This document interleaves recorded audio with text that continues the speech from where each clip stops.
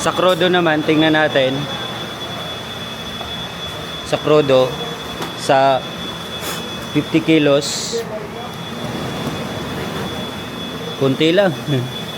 Parang walang walang Walang bawas. bawas. Ito lang dito sa labas. Oo. Walang bawas sa 100 kilos. Lahat 200 kilos na lahat. 200 kilos ng palay, walang bawas yung crudo natin. Tipid sir, ano? Oo, sobrang tipid. Sabi nila, tipid yan. Ito, di pa ito na-upgraded ng cap. Oo. Stock pa rin. Oo. So kung mapalitan na, Pag napalitan na, kuha na yon. Malakas na yun. Ilang kilo lang naman? Distoner na lang yung problema natin. Saka dapat pag in-install pa to, may shifter pa to. Oo, pwede. Para kasi mahina ang malinis yun. Oo. Dahil masama. Kung dito, may shifter yan dito. Ito pala, shifter na yan. Oo, may shifter. Mabilis na yan kasi konti na lang nilinisin nila. Tama.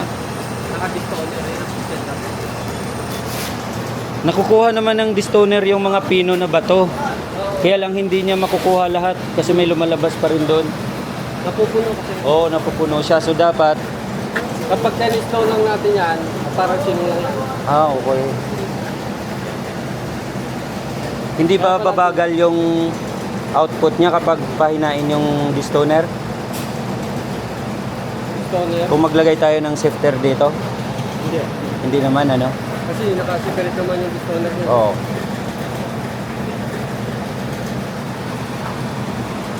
Yung shifter kasi dito, ano yun? Electric motor din yun. Oo. Water power.